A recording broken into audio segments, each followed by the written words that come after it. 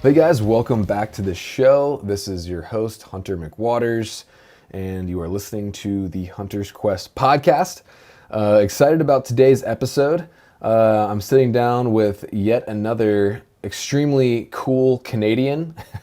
And if you have done any listening, any watching, of Sportsman Channel, or even YouTube, and you're into kind of the northern hunting, moose hunting and sheep hunting and that kind of stuff, you may have heard of my guest today. His name is Greg McHale.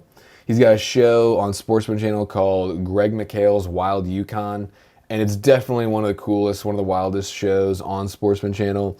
He's always doing some crazy adventure. He's hunting moose in the mountains. He's doing Dall sheep or whatnot. Really cool guy, great hunter, and he actually teaches me in this episode how to mouth call for moose. So it's pretty interesting.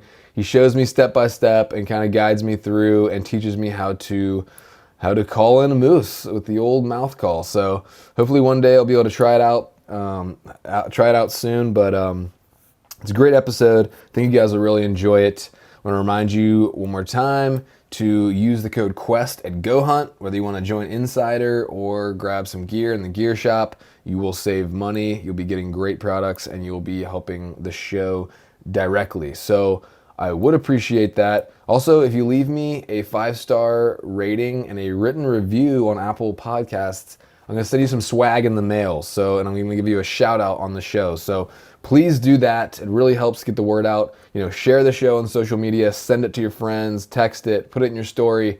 Anything you guys can do if you appreciate the work and all the effort and time that goes into creating this content on top of all the other stuff I'm doing with trying to get my show off the ground, with editing and doing sound and color and trying to find sponsors and, raising a family, trying to stay in shape, planning the next hunting season. It is a lot for one person, but I really want to continue bringing these high quality conversations to you guys. So if you enjoy them and you want me to keep doing them, it would just be super helpful and I'd really appreciate it if you go leave me a 5-star rating and a written review to help me get the word out, share the podcast with friends and family so I can just keep it growing, guys. Because that'll just give me the juice to continue, even though it's it's a lot of work. I love it and I want to keep doing it. So I'd appreciate y'all's support. Thanks for listening. I hope you guys enjoy this episode and we'll see you on the next one.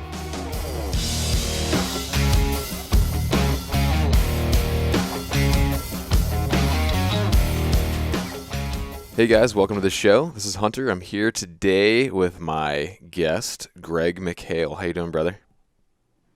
I'm great. Thanks a lot. I appreciate you having me. No, things are really good. Yeah, this is awesome. If you guys aren't aware, Greg's producer of definitely one of the best shows on outdoor TV, Greg McHale's Wild Yukon. So, yeah, it's great to have you. And we were just talking about the weather up there. You said it's unseasonably warm, huh? Yeah, we've been I don't know, it's been really good, but normally we'd have snow by now. Certainly up high in the mountains, totally covered in snow. Yeah. Like last year at this time, I was looking at getting out and hunting moose, and it took me 4 different attempts to get into the area I was trying to get into because of the snow. And right now we've got none. So it's Interesting. definitely different. Is that good or bad for hunting? Generally speaking, I would say for most people, it's really good. For me, I really enjoy that late season moose hunting, Yeah. blowing snow, and it's more spot and stock. Mm-hmm. I find that the big bulls, they'll all move up into the mountains out of all the river valleys, and I can really get a good look at a lot of different animals. The challenge is, getting them once you get it down, or even getting in is a challenge. But once you do get into those areas and get them down, then the challenge is getting them out in the snow Yeah. as well. Yeah, man. Well, that's actually something I do want to dive in with you on a little bit later. Is your style of moose hunting? I'm very interested in that. But before we get there, how's your season been so far? Actually, the season has been really good. Yeah. Some of them, Not to say that I've had a bad one. Just some you have to work a little bit harder than others. Yeah. But this year, it's you have to. It's been a little bit different because the last few years, the guys I work with, they have young families and they just Hmm. can't be in the field as much as maybe you'd want to be. Yeah. So a lot of my work really starts in July, and just in the field work. So I'm flying a lot, and I'm just out in the wilderness before our hunting season even starts. All that preseason work, just to get that, to get the season in the right direction. And it really worked out great for us this year. We had an amazing first sheep hunt, and it Awesome. just kind of kept rolling from there. We were been a lot of mountain hunting this year, as opposed to maybe in the past I've done maybe a little bit more moose hunting, but we did a lot of mountain hunting this year, which was kind of the wheelhouse. So it was great. That's awesome, man. So you have kids too, correct? Yeah, I have two. I have a son. He's 10. His name is Coulter, and Yari. She's our daughter, and she's 7. So it's busy Awesome, around man. here. Yeah, I have a 7 and a 3-year-old, so not too Yeah, far behind you. yeah, you know exactly what it's. I think, in fact, that we were trying to do this podcast once before, and you had Oh things yeah. going on with the kids, which is great. I'm Yeah. like, I was I'm taking my like, son on his first dove hunt, actually. yeah. So get out there and hunting, and that was awesome to hear. Yeah, he had a we had a great time. He loved it, and then we did the whole thing of showed him how to clean them, and he ate them for dinner, and it was just a great experience. Yeah. What's his name? His name's Leon. Leon. Yeah. Yeah. And he's the oldest. And what's Yeah. the younger one? The other one is a daughter. She's 3. Her name is Niaz. Nice. It's a Nias with Persian an S. name. My wife's Iranian American. Perfect. Yeah. Beautiful. Nice. Yeah, man. So have your kids like expressed interest in hunting much yet, or?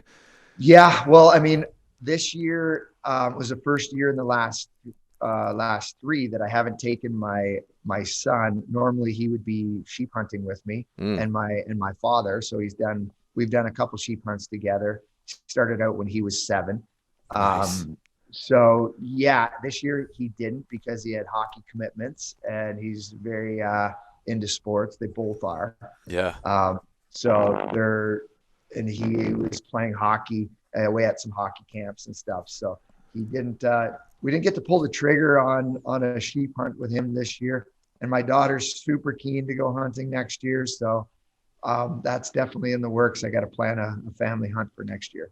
Nice, man. So, what part of the Yukon territory are you in? Like, are you in? Are you like over near Alaska? Are you north, south, east, west?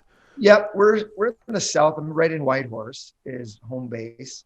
Okay. So we're about an hour and a half from Skagway, Alaska, Okay. and it's pretty much in southern Yukon. But fortunately, I get to move all around the Yukon. It's a big, wide, vast place, Yeah. and there's lots of room to play out here, and I try to use all of it. Yeah, man. I mean, being a pilot, that just must be amazing. Just open up so many doors. Yeah, like it certainly is. It's certainly an advantage that I would never, if I was just hunting without a pilot's license, without an airplane, I would never get to see the beautiful places I do. Yeah. You'd be very much stuck to roads or ATV trails or, waterways. Yeah. But this just, and it's such a passion. Flying bush planes is so much fun. Yeah. Do you guys And fly Super Cubs up there a lot, or? yeah, so I have a Super Cub and I have a Cessna 185. So Nice. I use the Cub a lot, obviously for all backcountry stuff. Yeah. I have it on big tires, 35-inch tires. So it's pretty amazing what those machines will do. Yeah. Um, and yeah, the 185 is more of a utility machine when, I got all the guys and we're getting all of our gear. So we can usually get in on a mountain hunt, one trip in, one trip out. And obviously it's great for the family and going to the cabin and stuff like that. So Mm, just being able to being able to utilize the whole Yukon is such an advantage. But it came with came with a big price tag and a lot of hours and a lot of Oh yeah. there's a lot that goes into bush flying, and to be able to access the Yukon is Yeah. it's really the only way to do it. Yeah. So when one of my good hunting buddies and the guy I went on my first trip ever backcountry trip with, he's got his pilot's license. He just got a seaplane rating, and he just got a job with the Air National Guard in Alaska. So Nice. yeah, so like I've said that before in the podcast, but Lord willing, I will have a resident friend in Alaska who can fly in a couple years. Oh So man, that's about as good as it gets. yeah, There's I don't know if it's that's like, I don't know what it's like in Canada, but right now, I mean, booking hunts in Alaska is very tough. It's a year's 2 years out kind of deal. The prices have skyrocketed. It's pretty crazy. Yeah, it's the same here for sure. Prices have risen out of reach of your average person. I would say, Yeah. unless they're willing to save up and for a long time. But yeah, that's kind of the way it is all over the place. So for you, you guys can get like a hunter host or a special guide with a resident, or you can actually go up there and hunt moose So yeah, in just Alaska, on your own. there's certain species, moose, I believe, definitely caribou, black bear, um, you know, Sitka black-tailed deer, probably a few others I'm not thinking of right now that you can go up. But then Dall sheep, grizzlies, mountain goats, I believe, is all you have to have a guide. They're called guide required species. Right. Um, or if you have a like close family relation, it has to be like brother, I think, or like husband or wife, like a close family Yeah. relationship. They can host you for like sheep and stuff like that. But Yeah, just that's pretty unique. Like yeah, that's unique. You can't do that. You cannot hunter host or family or anything sheep in the Yukon. The only mm, thing the Yukon gives out 100 tags for moose and caribou per year to residents, and they can host Canadians, gotcha. non-Yukon Canadians. And that's the only thing that you can do in the Yukon. So it's really limited here. It's So quite that's a interesting. yeah, and so just a background. So my first ever like backcountry experience was not in the Yukon, but very close. We were 40 miles, I think, from the Canadian border in east central Alaska, like near Eagle, kind of. Yeah. And we did a walk-in kind of DIY caribou hunt. So um, just the so I have a special kind of place in my heart. Like that trip, we didn't even kill anything. We got close, but we didn't. We had a few animals. We weren't 100% sure they weren't cows. They were, younger bulls, so we didn't pull it. Non-residents can only kill bulls, so we didn't pull the trigger. But the trip just changed my life. I mean, just the wildness and just the sense of down here in the lower 48, you kind of, even in the biggest places, for the most part, if you walk far enough, you're going to eventually hit something, but out there, like, it's just like, you could just walk until like you're done. And there's like, animals out there that might live and die their whole life and never see a human, it's just like such a cool thing to think about. Yeah.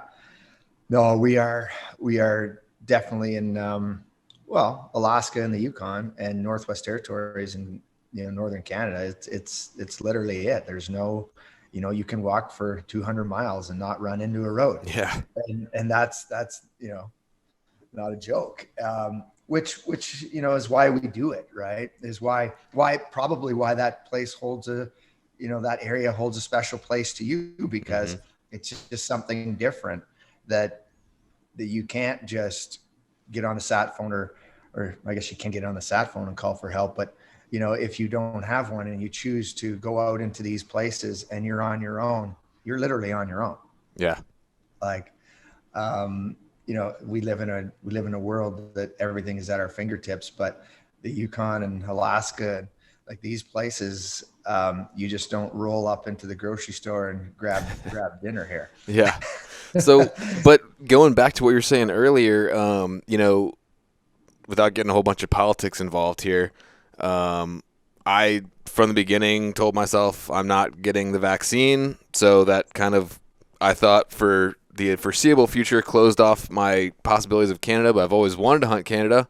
I got a few friends up there, but that has just been kind of opened. Yeah. Relaxed that rule there, um, but you're saying, I believe I've heard you say on other podcasts before. So I'm just kind of interested in investigating the possibilities for hunting in Canada, and I'm definitely down with hunting with friends or like you say hosts. I'm not nothing against it. I'm not big on guided hunts. I just kind of like sort of having to figure it out a little bit on my own. So is there any opportunity in Yukon for Americans? Like even with a friend up there, or is it pretty much you have to have a guide? Yeah, you must have a guide. If you are a non-resident and you don't, um, especially if you're a non-resident of Canada, there is no way that you can come and hunt the Yukon without a guide. Hmm. And that's just the system that we've had here for like since the 1920s or something. Yeah. Um, and it really, and that's why these outfits, there's only 20 of them in the whole Yukon, 20 outfitters, which is a large contrast from British Columbia or Alaska. It's just completely different system, and that's why the price of hunts in the Yukon are probably higher than anywhere else in North America, Hmm. along with Northwest Territories, because it's a very similar system. But yeah, it's not accessible to everybody, and that's unfortunate in some ways. But it certainly allows for great game management Yeah. and non, generally speaking, non over harvesting of areas. And Hmm. a lot of these outfitters have been there for a long time in the Yukon, and I think a lot of them manage their areas well, Yeah. uh, and which really creates this, um, for lack of a better term, sometimes this elitist type area, that, like I said, that if you don't have deep pockets or you haven't saved for a long time, it's really challenging to make it happen. And then now with COVID, to kind of to your point, with lack of access and lack of hunting over the last few years, now those people generally that have had booked hunts a few Yeah. years ago, they had to get put off, It's a right? backlog. So now it's, a lot of outfitters, if you're a good outfitter, a quality outfitter, you won't have a spot available for another couple of years, generally speaking. Yeah. Um, and so that's another challenge that the whole industry is going to, and the Yukon people that want to come to the Yukon are going to face over the next number of years. Yeah. But is it? You may not know, but are there some more opportunity like down south? British Columbia, the other provinces down on the American border. Yeah, I think that British Columbia, now they're talk about politics down there and hunting. It's I don't even know where to start. Yeah. It's a mess. But there's probably more opportunity to be able to go on a hunt in British Columbia, maybe northern British Columbia. Now, it's I would say that there's definitely more opportunity. I think that you could probably get in, Yeah. but you have to do a lot more research and figure those outfitters out. Yeah. And that's one thing I recommend to anybody is, like, if you want to go on a hunt of a lifetime, you've got to do your homework. Oh yeah. Like, not just, and then the physical fitness and all these other things that come on top of it. Like, I love talking to people about, their next hunt or where they want to. I get a ton of questions of who I should go with. And um and it's really challenging sometimes for me because I'm not in the know of how each individual outfitter operates. Yeah. But I know that if I was going to pay the $50,000-$60,000 for a hunt, Yeah. I would know exactly who my guide is. Oh yeah. I would know exactly where I'm going to go. And if the outfitter isn't interested in telling you that, it's going to be, well, I don't know who your guide is and I don't know where you're going to go yet. You might want to look at a different outfitter. Yeah. Like Yeah, that's at least a lot of they may not be able to tell you that immediately, right. but if you're going to put your, if you're serious about putting a deposit down in the kind of hunt and then that you're looking for, I think that for the most part, a good outfitter should be able to accommodate your needs if to a degree, as long as you show up fit, ready to go. Right. You do your part. There's a lot to that whole subject that I get asked a lot of questions about that. And sometimes it's easier to answer the questions than others. Yeah. Well, so I actually had I was able to jump onto a cancellation for 23 with a good outfit in Alaska and actually booked a sheep hunt. Nice. Yeah, unfortunately, the guy called me about a month ago and was like, "Hey man, I don't want to take you on a 10-day camping trip and we don't have any legal rams in my area."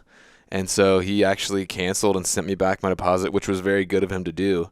But it stinks. But for a minute I was disappointed. Then I realized I think it's actually a blessing in disguise because I'm saving a lot of money. But B, yesterday I was able, actually just yesterday, so I'm pretty stoked, was able to find an outfit that does airboats, up a river that I've been looking at. They usually do drop camps, and I called them. They're booked like 2 years out. But I was like, hey, I don't need a drop camp. I don't even need you to pick me up. I'll pack raft out. I just need a ride up the river. Can you squeeze me in? And the guy talked to his partner, and they're going to take me up on an off day and just drop me off. So I'm stoked. I'm heading up there next year.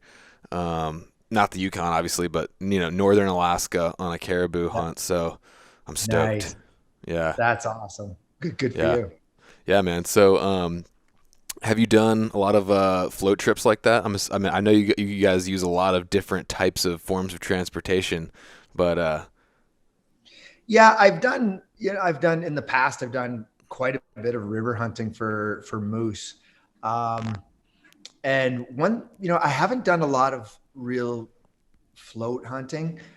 Now I've done, a few, obviously, like some pack rafting stuff, but one of the things that I would really like to do and kind of a bucket list hunt for me would be to go up to northern Yukon and do one of these big rivers, like the Snake, the Bonnet Plume, the Wind. So one of those rivers and do a season of hunting in a month and film it and, take everything from, moose, grizzly bear, caribou, sheep, like kind of do it all, kind of old school style, and just have an amazing experience.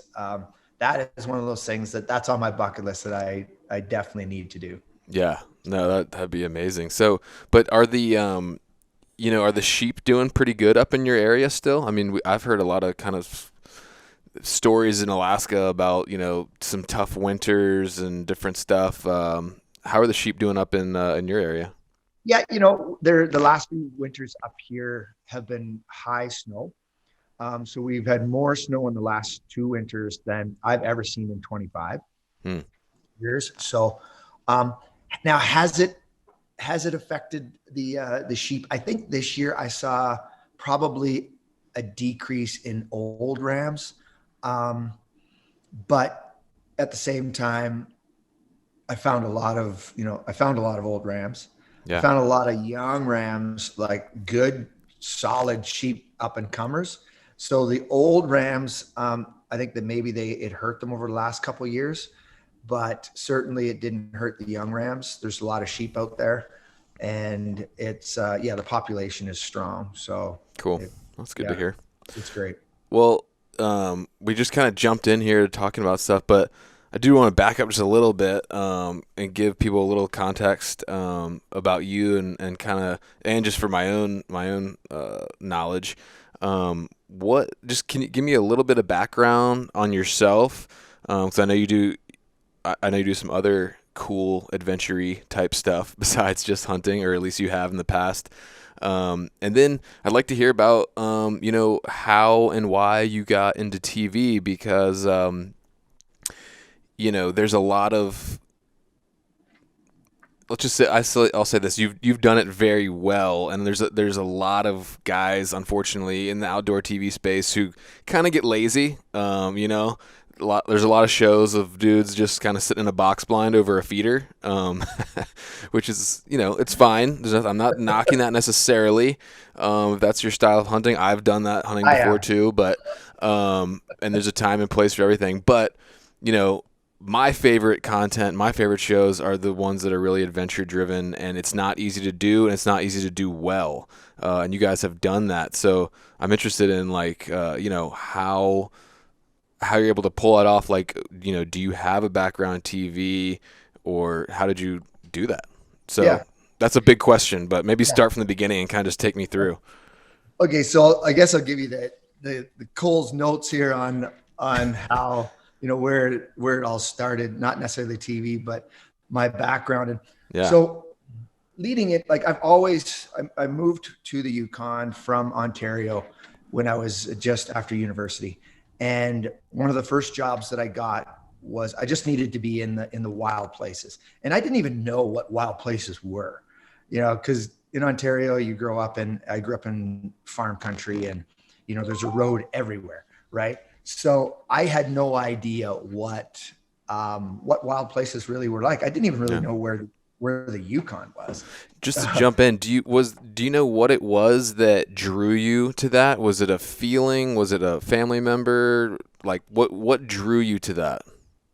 Yeah, well, our family camping trips, like we didn't have any money. We were pretty middle class, I guess, and we didn't go on these big holidays or anything. Nobody was hitting a resort. Let me tell you that. Where when I grew up, and our family holidays were put a wall tent in the back of this big old car and go 8 hours, and sleeping in the back window of this monster car like we used to do as kids. Yeah. On this 8 hour journey into the bush. And we would have a canoe, and that's it. We would spend a week camping on some bush road in some little lake, and we Yeah. would fish. So Cool. that's where it all kind of started.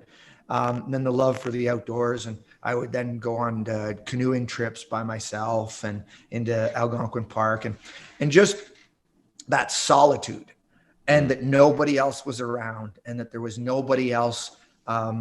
If something went wrong, you just had to deal with it yourself. There was something about that appealed to me more than probably more than anything else that was impactful in my life. And once I realized I needed the mountains. And then after that, it was like lakes and rivers, and bush wasn't enough. Now I need the mountains, and Yeah. that's what led me out west. And it was happenstance that we ended up in the Yukon. But as soon as I got to the Yukon, one of the first jobs that I had was a packer in Mackenzie Mountains in Northwest Territories, and that's a whole story how I got that job. But by all rights, this kid from Ontario that knew nothing about the mountains, nothing about the wilderness or the bush, up in the Yukon, was thrown in the deep, deep water real quick. When you fly from Whitehorse, which is, the end of the earth, or most Canadians would consider, and then you fly 2.5 hours into the Mackenzie Mountains north, where there's not a road for hundreds of miles, Mm. you get dropped off and spend 3 months there, or 2.5 months there, Yeah. come out bushed, and my world was changed. Yeah. So that's kind of where the hunting part started. But I was also a member of I was a police officer. I was an Oh, okay. RCMP, um, because I took criminology at university. So I kind of followed that path. My father was a police officer, and I followed that path as a career, realizing that there was very little money in the outfitting or in the guiding industry. Yeah. So I kind of figured out real quick that this probably isn't the way to to having a large bank account. Yeah. A great lifestyle, but the bank account was not going to be big. For sure. So I went, not that public service is the way to do that either. So I was a police officer for probably, I think, 8 years or so. And then I left that to adventure race. So multi-sport race full time. So how do you make a living doing that? Is it sponsorship? Yeah, sponsorship. I wouldn't say that. So that was a lifestyle choice for sure. You're not going to get rich adventure racing either. Right. But by that point, we had made some good business decisions. I think entrepreneurship was always something that that I certainly had in my blood. And while I was a member of the RCMP, we got into some different business stuff, and that's really what made sense. It was the catalyst to me saying, to the RCMP, either, I want time off to race full time. Sorry, what's the RCMP? So the Royal Canadian Mounted Police. Okay, got you. Sorry. Yeah, the red jackets and the brown boots and the black horse. Okay, so you were a Mountie. Yes. Nice. Yeah. There used to be a show down here about a Mountie that I used to love when I was a kid. I can't remember what it was called though. Yeah, there's a due south or something like that, maybe. Maybe. I can't remember. Right. I was a little kid, but I do remember thinking it was awesome. Yeah. So I did that for like 8 years, and then I made the decision to race professionally for. So I left the RCMP, and we raced all over the world for the next 10 years. Wow. Just multi-sport racing, and it was an awesome journey. Yeah, I bet. And so when did you, I guess, are you still doing races or? No, we were obviously still staying fit, and my wife, she still runs, but we don't adventure. Like, we both run, and she runs races and stuff, but we don't adventure race anymore.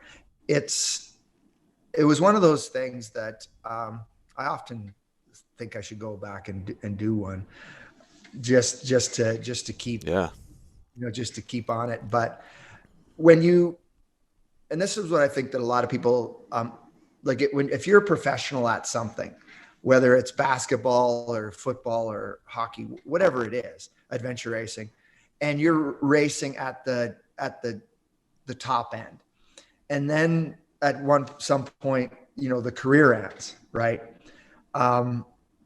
It's really tough to stay motivated to continue that sport when you're no longer, at the top of your game. Mm-hmm.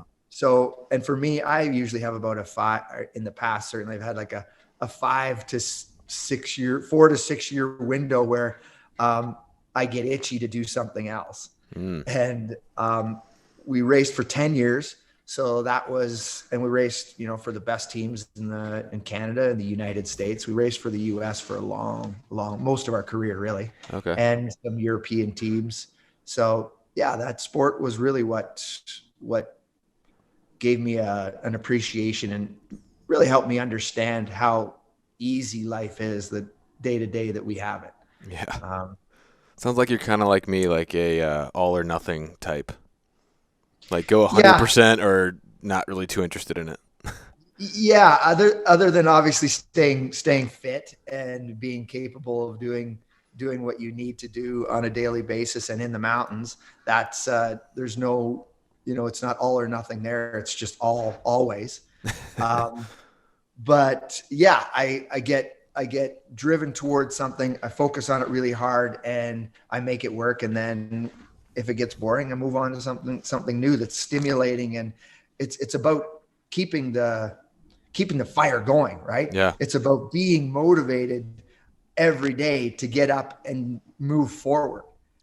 And sometimes those things, you need a new goal or a new focus to be able to stay motivated and be able to really continue to push and be the best that you can be. Yeah, for sure. Yeah, I definitely feel that, man. So going into creating your show, like I said, um, I worked for a TV show for 7 years. I was a cam op, then I was a producer for 5 years, and I'm working on. Not sure when this will air, but I'll just go ahead and tell you. I actually this week I signed a contract with Sportsman. I'm I'm launching a show in Q3 of 2023. Good for you, man. Yeah, so I haven't. It's not public yet, so I'm gonna wait to release this till later, Okay. just between you and me. But so That's anyway, awesome. yeah, I'm excited about it. But like I said, so I know a bit about TV. I know what it Yeah. or what it goes into this stuff and how difficult it is, and I see the quality of your production. And did you step into this not having a TV background at all? Like, how did you learn? How did you figure this out? Like, how did you get to this level so quick? And I know the first season of your show, I think you got the best new show on Sportsman, correct? Yeah, yeah. We fortunately we did, but we like. I mean, I had zero experience in film or television. That's We, amazing. yeah, we just kind of put our head down and learned along the way.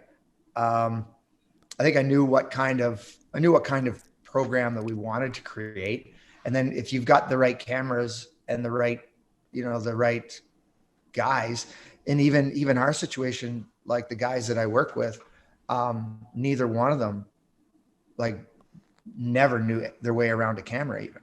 Hmm. Wow. So it was more of just, okay, we've got this amazing place. I know how to hunt. I know how to adventure hunt.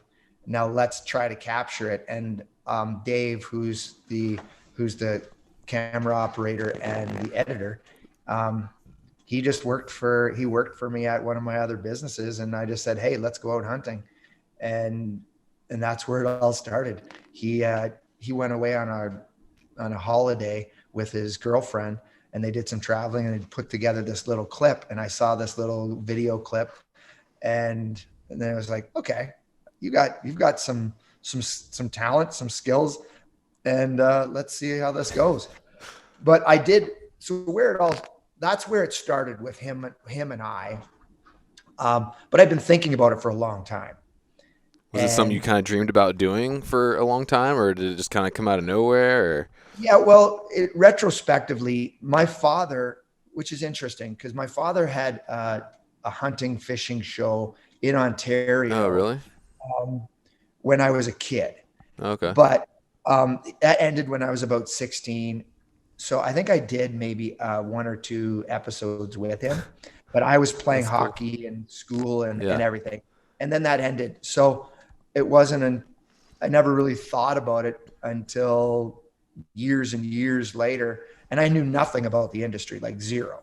And the industry had so changed so much since he had done that right. when I was a kid, that there really, and he was on cable, so it just wasn't the same as being, going for Sportsman Channel or going for, the top end of television in the genre per se. Um, so kind of like what, if you're going to do it right.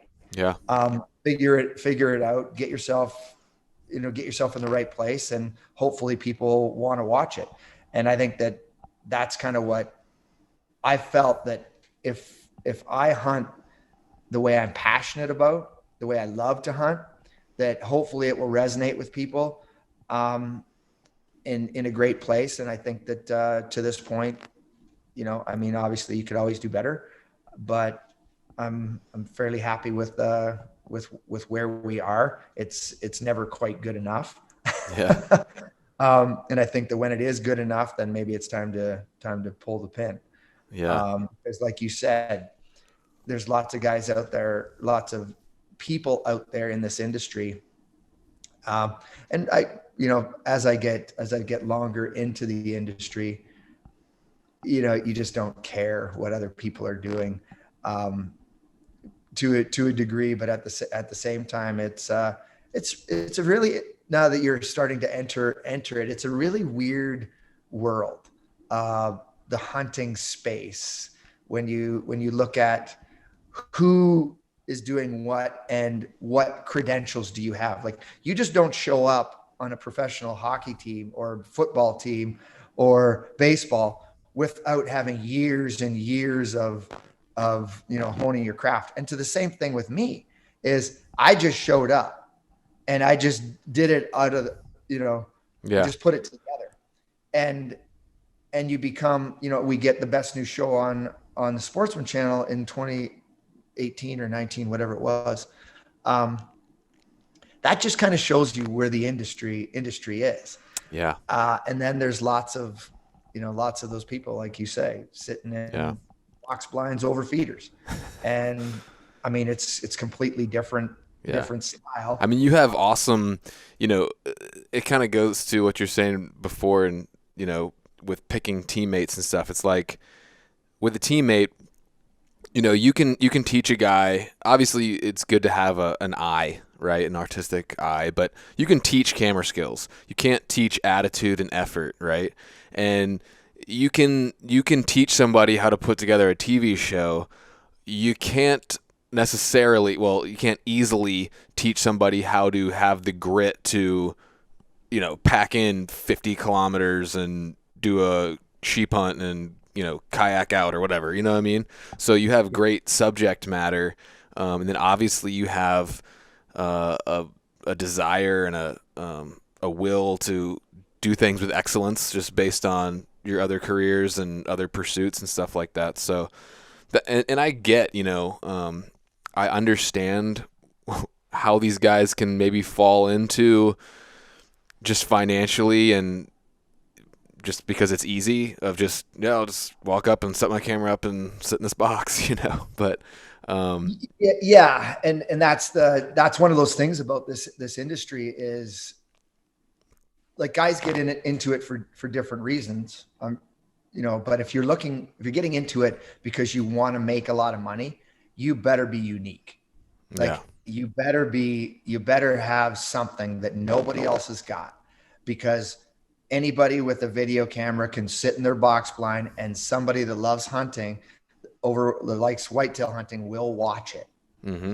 It's when we get to the place where the customer demands that, no, I don't need to see, Jimmy or Bubba sitting there shooting something and then, and then saying I smoked them.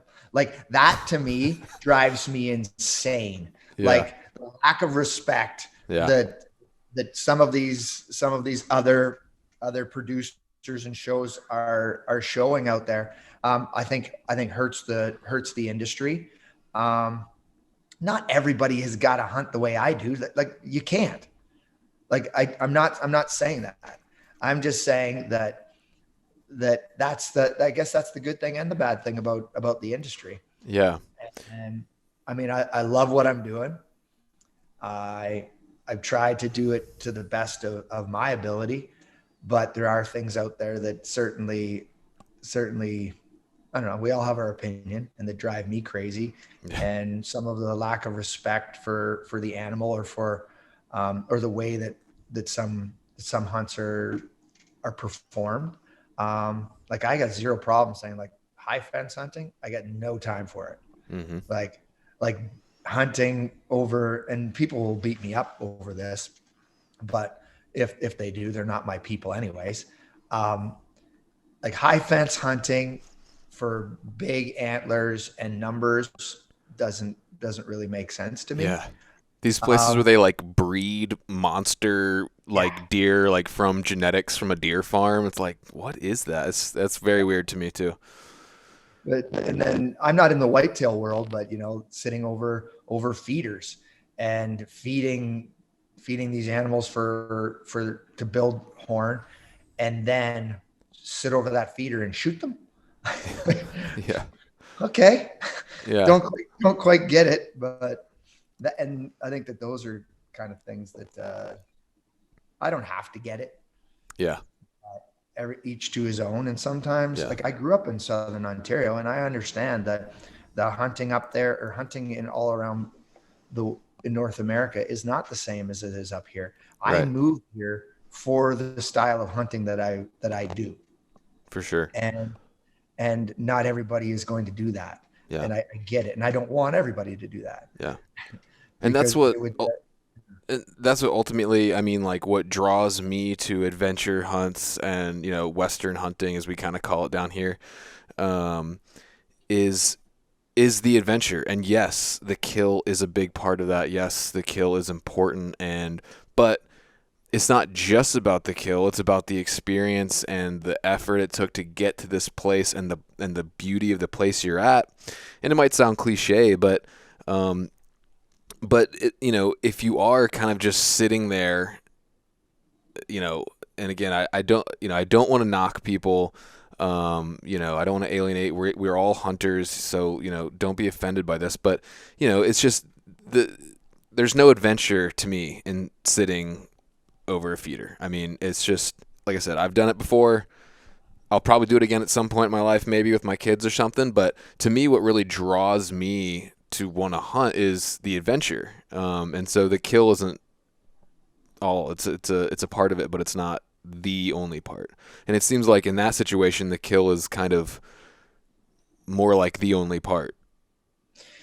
Yeah, I think that guys from the West certainly look at it that way, because we can't really imagine the adventure in trying and setting up the feeder and making, doing the land preparation and fields and all this. Like, I can't quite fathom where that is adventure. It's hard work, and it takes skill, and it's a science.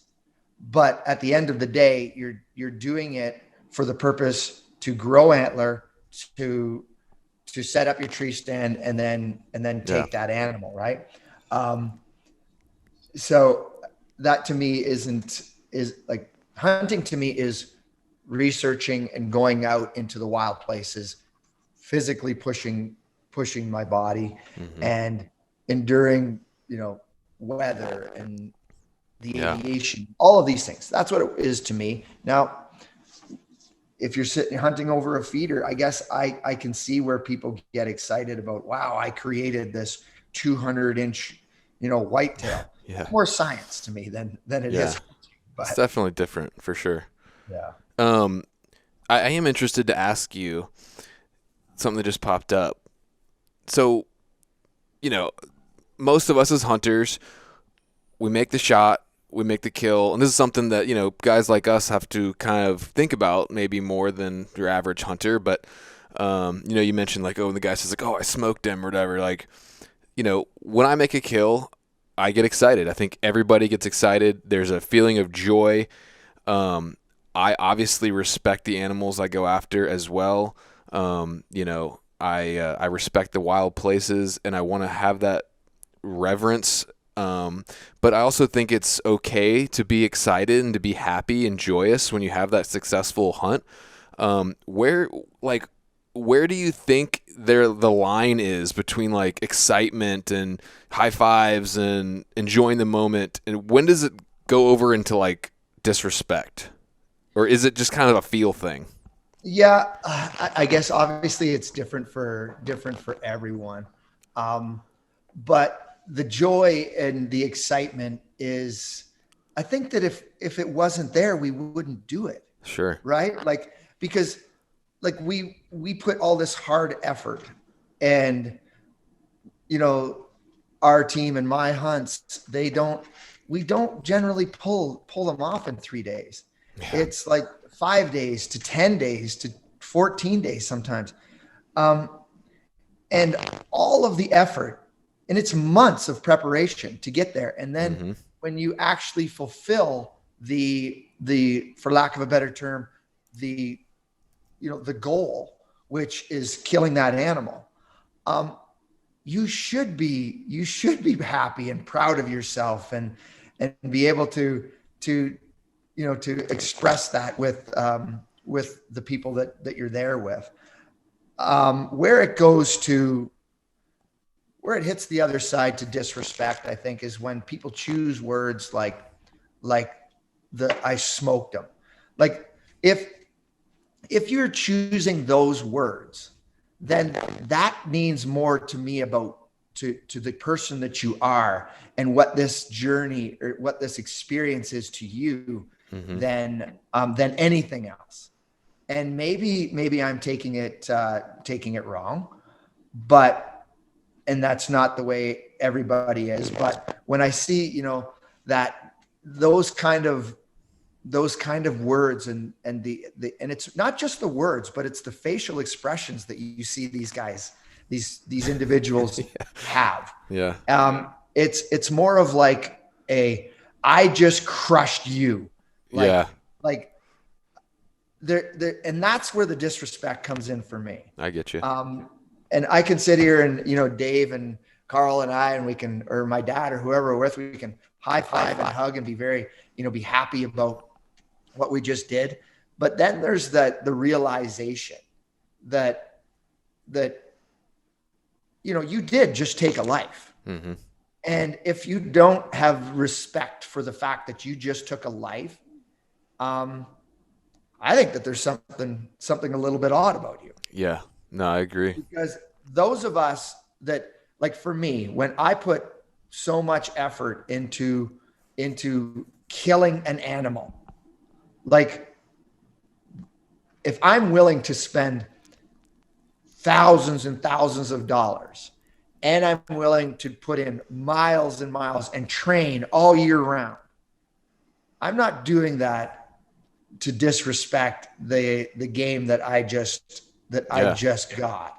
I'm fortunate to have put it all together, but at the end of it, I'm killing something. Mm-hmm. And yes, I'm taking it home and I'm feeding my family and I'm feeding many, many families. And that is part of it. I think I just, the disrespect, and I think that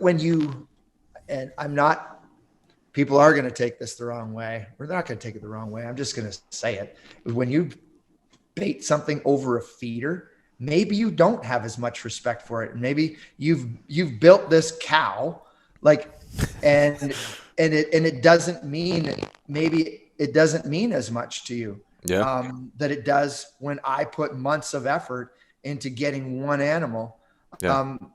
Maybe that's the differentiation. Yeah. And honestly, it sounds like I'm bagging on whitetail hunters. No, but I mean, I can almost see too, it's almost like the animal is worthy of more respect because this might sound weird, but that moose or that caribou that's surviving in the Yukon, having a hard life, dodging wolves, surviving incredibly hard winters. That's a kind of a more respectable life than like you said, a cow that just walks out to a feeder, eats its belly full of corn and walks back down and just lays down or something. You know what I mean? Yeah. And it's almost like the animal requires more respect. I believe that, you've hit something there in that. I think they all require respect, but I think that maybe that's where the attitude of people can get to a point where they smoke them. Yeah. It's almost like the guy, it's sort of unarticulate. It's hard to articulate, but when a guy scores a touchdown in a football game, there's just a point where you can tell, okay, this guy's happy and joyfully scored, and then when he crosses over into, okay, this guy's being a butthead. You know what I mean? There's just a unwritten zone there. You can tell he's just okay, this is too much. So that's interesting, man. And if you guys are out there listening, again, I don't want to alienate any other hunters. We're all hunters. We do things differently. That's fine. But anyway, so I do want to just jump gears real quick on you because I don't want to take up too much of your time, and we've been going for a while. It's flown by.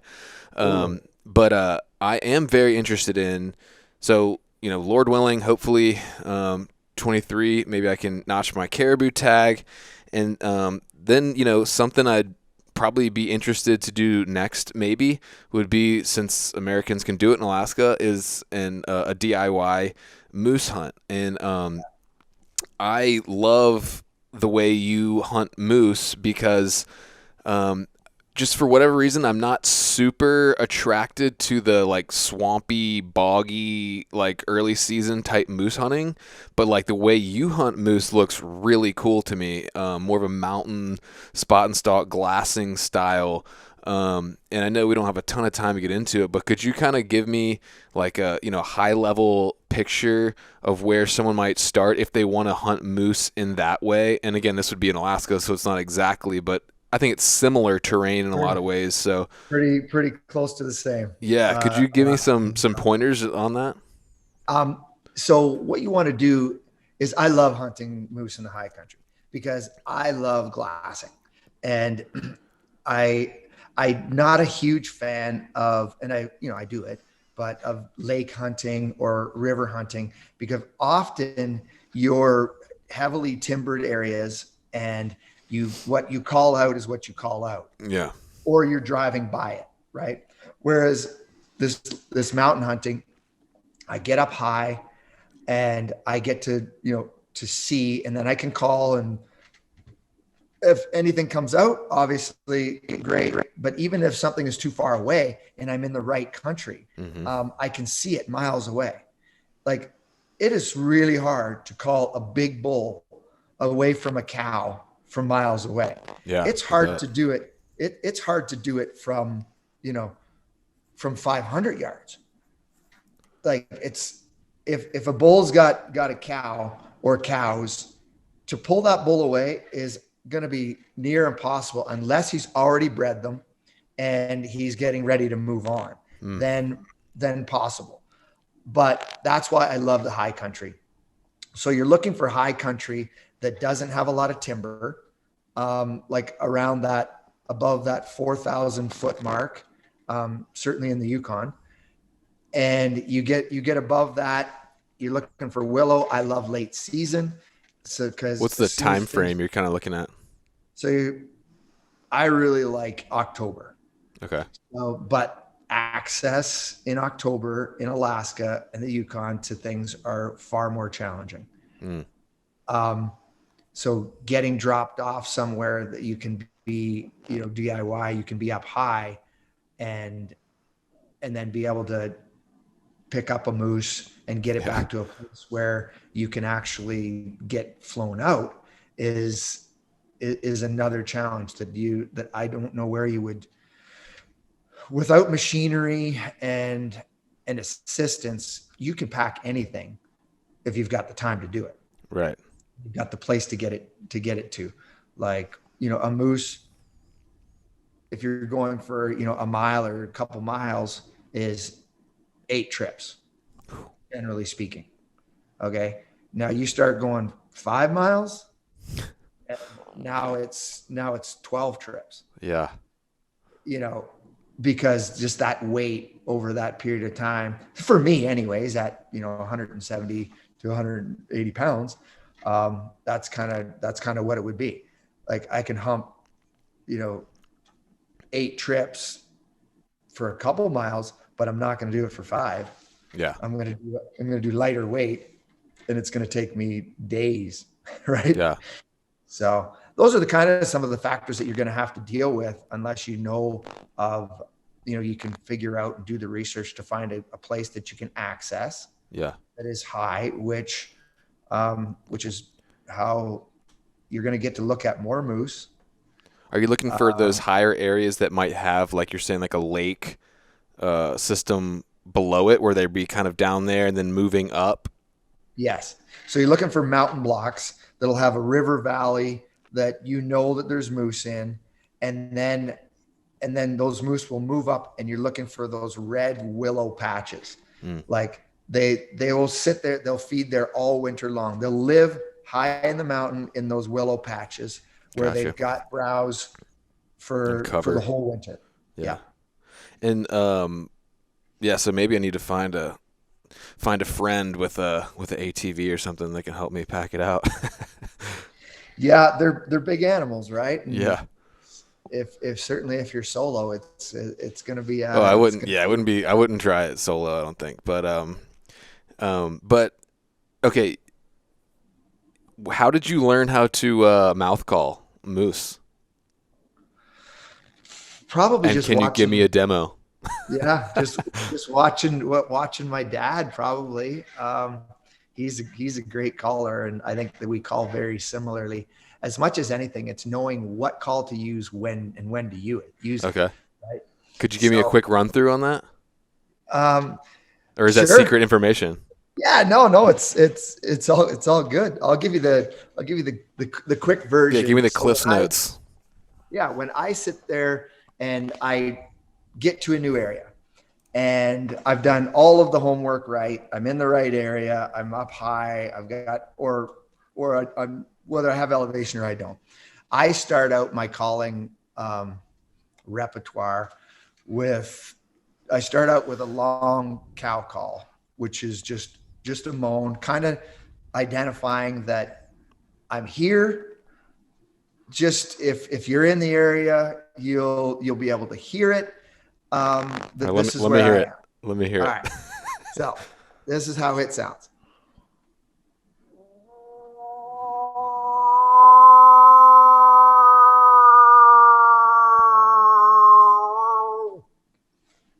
So Awesome. that's just, and you can lengthen that out. I would draw that out as long as I could, and I would do that maybe twice, and then do it every 5 minutes. Okay. So this is let's call this 4:30, 5 o'clock in the evening, Okay. because those bulls are not getting up at 5 o'clock, generally speaking, unless they're right in the rut and they're up and they're moving around. And the weather is cool. But if it's a hot day, if the sun is out, those bulls are not getting up at 5 o'clock. But they'll hear that. So that's just, here I am. Okay. And then they'll hear it, and then 6:30, 7 o'clock at night, now they're getting up. And they already know that I'm there because I've been calling for an hour and a half. If I'm stationary in one place in a spot that I know is going to be good. So now they're going to get up, and they're going to be with the cows or whatever they're doing, but they may decide, okay, I know where she is. Do I have anything that's closer? Yeah. If the answer to that is no, then that's where I'm headed. Okay. So then they'll Really, start. do you mind actually closing the blinds behind you so I can see Oh, you a little better? yeah. Sorry. All I can see is like a black outline of you. The day we started out in the darkness I know. here, we started out in the darkness, and as the day has gone on, it's gotten Yeah, brighter. I appreciate it, man. Okay, so that's your first thing. Then what's the next phase? So then there's, depending on the scenario, obviously you're listening for a bull, and if he's a long way away, and he has a cow, he may just grunt at you. And if you can hear it, great. If not, that's what the elevation, I always am looking for elevation to get up so I can possibly glass something that's a long way away that won't come to that call because he has cows with him. So I make the decision to go after them. And often that's what I do. I don't wait for them to come to me because they may not come. Yeah. Right. They might just have a cow and just not bother. They're not going to make that decision. You don't sound good enough. So now I got to get into their space. So I often, when I'm going into their space and they have cows and I want to pull them away from the cows, then I get into a much more aggressive call. Like, I'm here and I'm ready. Okay. Type call. Like you want me, I want you, let's make this happen type call. And that's and that often really gets them fired up, and especially if you're that 300-400 yards away. Okay. How's that one go? Then they have to make a decision. But this is how that sounds.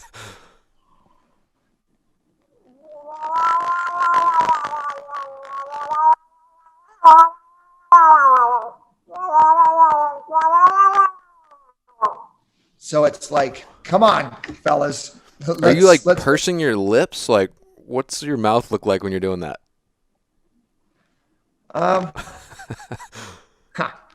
How do I don't even know how to do it without holding my nose. But Oh, you hold your nose. Okay, that's good to know. Yeah, so that's what I'm doing. I'm making more of a nasally sound. Perfect. All right. Perfect, man. So that's that nasally sound that and really aggressive. And then I'll call way more often. And if that still doesn't pull them out, then I'm going in and I'm starting to grunt at them because now the How's the only grunt? What's the reason, grunt like? um, so the grunt will be lots of guys just use like a, I Okay. like, I like to sound, I listen to a lot of bulls and there's this nuance at the start of the grunt that most bulls have and big bulls have that is a little bit different than the end. So it kind of sounds like Hmm. it's almost this clicking noise at the Like front. smacking their lip, like Yeah, yeah. and then the grunt, Oh. and that works. Like when I close that distance, like every bull that's got a cow's coming out to Is fight. that a challenge, like a male to male Yeah, challenge type thing? yeah. Okay. So what I do is because I haven't pulled them away with the cow call, I haven't been able to I haven't been able to do that. So now I know if I haven't seen the cow already, I know he's got a cow. Then I go and close that distance to 100 yards because he'll be calling. Yeah. Like he'll be grunting at me, so I'll be able to somewhat locate him. And then as soon as I get into his personal space, I start grunting. He's got no choice. He's got to figure out what, okay, now there's a bull that wants to take my cow. So Yeah. I got to figure out who this is, and then it's over. Sweet. All right, so that's my moose hunting mouth calling starter kit. If you take those three calls, if you can work them in the right scenarios, I think you'll do well. Cool, man. That's awesome. Thank you for teaching me that. Appreciate it. That's the first one. First time I've done that on a on a podcast. So Yeah, that was gold. interesting. I love Thank it. you. I don't take up too much more of your time. I know you got a lot of stuff to do. But just like one more question. So, we talked a lot about like new goals and new focus. Um, is Greg McHale's Wild Yukon still holding your focus? Are you keep continuing the charge for a few more years? Or you got anything off like that's next, or can you share? Or how do you feel about that? Yeah, I mean, I'm pretty transparent. It's I'm always looking for what is the next thing. I have a few like these passion projects that I would like to do, and one of them is that float trip, and Mm-hmm. where where I do a month-long journey or whatever, and that is the whole season. Um, I think that's something that I would like to look Yeah. toward. And up I there, would you can also see like, like almost the whole transition from like summer to winter in a month. yeah, yeah. If you started kind of mid-August, you would and ended toward the end of September. Um, yeah, That'd be awesome. be some pretty cool miles in the mountains. Yeah. So that's something that I would like to do. Um, yeah, I have a passion or an interest in doing, you know, hunts old school style as well, like the style of like these expeditions, the way they did them in the 1920s. Um, something like that really would be very interesting to me. Now it's hard to find teammates that would be interested in doing something like that. Yeah. Those are big projects, but that's something that in the future I think that I would really like to dig into. But yeah, I mean we're happy doing what we do. Um, I have lots of other things that are of interest to me outside the filming and the hunting world, and I'm working toward those kind of goals. My wife and I, we do a lot of um, we enjoy helping people on the fitness side, Cool. and that's a big thing for us that we get a lot of personal pleasure from, and um, a lot of hunters have been successful, we've worked with, and that's always great to see, right? Yeah. So the one thing about myself is diversity. I've never been a one trick pony per se. And that's why I loved adventure racing, because it incorporated so many different sports. You had to be good at so many different sports, and it wasn't singularly focused. And that's kind of why, I bring that to, I think, the hunting, whether it's the aviation, the fitness, the all these different things that have to come together to make it work. And Yeah. that's really what gets me fired up in the morning. So Cool, yeah. man. Well, where can folks find you and check out the show if they want to see some of your awesome stuff? And I highly recommend, if you guys are listening and haven't, definitely go check out Greg's show. It's some of the best outdoor TV there is. So where can people find it? Oh, thanks. I appreciate that. But yeah, so Sportsman Channel, like to give those guys a plug. Yeah. I've been on the Sportsman Channel ever since the start. So it's been great. So if you have the Sportsman Channel, you can check it out there. I'm in Q3 and 4 every year. So otherwise, we've got some stuff on YouTube and obviously Facebook and Instagram, and everything is Greg McHale's Wild Yukon. Yeah. I found you Yeah. on Amazon Prime too, Prime Video. Right. So yeah, we're kind of all over the place. But all of the new stuff comes out on Sportsman every year. Cool. Awesome, man. Well, thanks again for your time. I really appreciate it. It's been great getting to know you a little bit, and now I can maybe start working on my moose calling. Yeah. Well, if don't be afraid to give me a shout if you need any help. I know if you're heading to Alaska or whatever. Obviously, I don't know intimately. I don't know Alaska, but I certainly know some of it that I could probably help direct you in the right place. I appreciate that, man. But yeah, thanks for having me on. I appreciate that, and all the best of luck. I don't know when this is going to come out, but the best of luck with the TV stuff. And again, if you have any questions, give me a shout. I'm more than willing to help you out, man. Really appreciate that. It'll be an interesting journey for you. And I wish you all the success. And don't be afraid to give me a shout. I appreciate that, man. Yeah, I'd love to maybe even have you back on the show sometime. There's so much stuff that, we can only cover so much in an hour, so maybe we could do another one sometime. Yeah, no, I'm here. No problem. Do you ever make it down to the Hunt Expo down in the States? I haven't been to the yes, you know what? I was there maybe 3 years ago, the Western Hunt Expo, but normally I do SCI, Sheep Show, and SHOT Show as well. Okay. Those are kind of the 3 that I've done. Gotcha.